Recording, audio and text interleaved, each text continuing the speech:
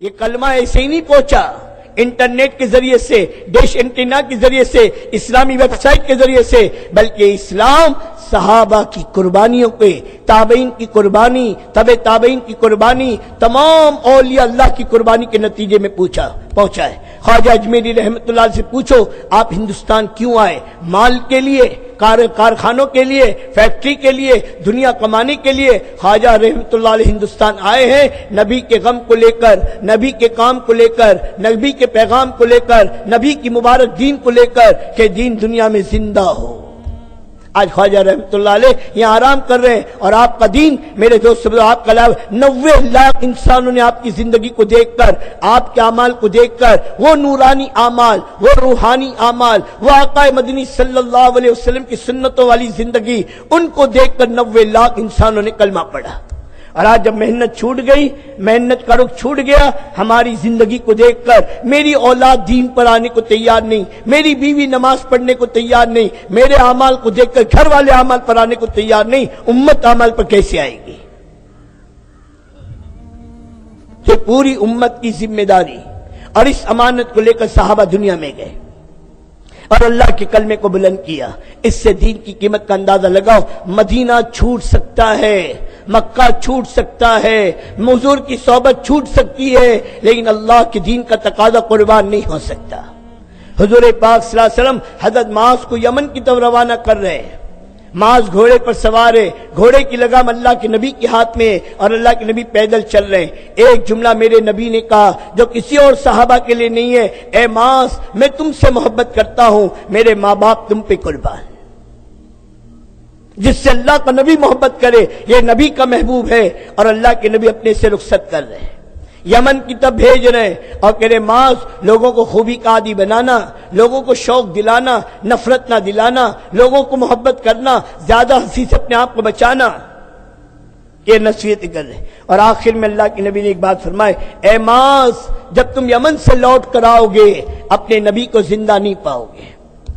نبی کی قبر کی زیارت کرو گے۔ معاذ کی چیخ نکل گئی، بے ساختہ رو پڑا۔ اللہ کے نبی نے بھی منہ پھیر لیا، آپ کی آنکھوں میں بھی آنسو آ گئے۔ معاذ کی جدائی کا شوق، معاذ کو نبی کی جدائی کا شوق ہے، لیکن اللہ کے نبی روانہ کر رہے، معاذ اللہ کے دین کو لے کر جاؤ، دنیا میں بھیجا ہے۔ آخری وقت میں اسامہ جو میرے نبی کا محبوب ہے، میرے نبی کا محبوب، جس کے متعلق اللہ کے نبی نے فرمایا اگر اسامہ لڑکی ہوتی تو میں اس کی کنگھی کرتا، میں اس کی چوٹی کرتا، میں اس کے بال بناتا، میں اس کے ناز نخرے اٹھاتا۔ اسامہ زید بن حارثہ کا بیٹا، ام ایمن کا بیٹا، حضرت اسامہ رضی اللہ تعالی عنہ آخری وقت میں وصیت کرے اگر میرا انتقال رات کو ہو جائے صبح کا انتظار نہ کرنا، صبح ہو جائے تو رات کا انتظار نہ کرنا، اسامہ کے لشکر کو روانہ کرنا۔ آخری عمل کیا ہے میرے نبی کا؟ اپنے ہاتھ سے جھنڈا بنا کر اللہ کے نبی نے اسامہ کے ہاتھ میں دیا تھا اور کہا جاؤ اللہ کے دین کے کام کو لے کر۔ آج جو دین مسلمان اپنی زندگی میں اپنے 6 فٹ کے بدن پہ لانے کو تیار نہیں، یہ دین ہم تک کن قربانیوں کے ساتھ پہنچا ہے۔ پھر ابو بکر صدیق سے پوچھو دین کی قیمت۔ ابو بکر صدیق فرما رہے دین میں کمی آئے اور ابو بکر زندہ رہے، یہ نہیں ہو سکتا۔ وہ حضور کے وصال کے بعد کے سخت ترین حال، اللہ پوری امت کی طرف سے ابو بکر صدیق کو جزائے خیر دے کہ پوری امت کو سنبھالا ہے اور پوری امت کو رخ پر ڈال کر گئے، اور قیامت تک کے آنے والے مسلمانوں کو بتایا نبی کے بعد بھی جب امت نبی والی ترتیب پر باقی رہے گی اللہ کی وہی مدد ہوگی جو نبی کے زمانے میں تھی۔ ہاں، نہ خود بیٹھا نہ کسی کو بیٹھنے دیے، 13 لشکر روانہ کیے اور 3 مرتبہ خود نے سفر کیا ہے۔ کسی نے کہا ابو بکر اپنا خیال نہیں ہے تجھے، مدینہ کا تقدس نہیں ہے تیرے دل میں، تو ان پاک بیویوں کے بارے میں تو سوچ جن کے دل اللہ کے نبی کی موت کے صدمے سے نڈھال ہے، یہ امت کی مائیں ہیں۔ تو میرے دوستو حیات الصحابہ اٹھا کر دیکھو، عجیب جملہ کا عجیب جملہ، قیامت تک کے امت کو دین کی قیمت بتائی ہے، مدینہ آگ کی بھٹی بن جائے اور میری اور ازواج مطہرات کی لاشیں زمین پر پڑی ہوئی ہو، ہماری لاشوں کا دفن کرنے والا کوئی نہ ہو، اور جنگل کے جانور آ کر ہماری لاشوں کو گھسیٹتے پھرے، یہ تو ابو بکر گوارہ کر سکتا ہے، لیکن دین میں کمی آئے اور ابو بکر زندہ رہے کہ یہ نہیں ہو سکتا، یہ نہیں ہو سکتا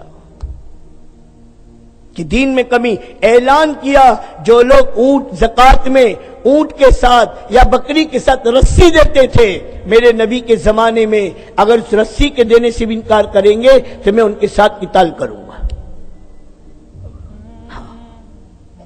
اسامہ کے لشکر کے روکنے کا معاملہ آیا تو بھی یہی کہا، کس نے امیر بنایا؟ کہا نبی پاک صلی اللہ علیہ وسلم نے۔ کہا جس سے اللہ کا نبی امیر بنائے اسے میں بدل نہیں سکتا، اور جس لشکر کو میرے نبی نے روانہ کیا ابو بکر کی کیا مجال اس لشکر کو روکتے۔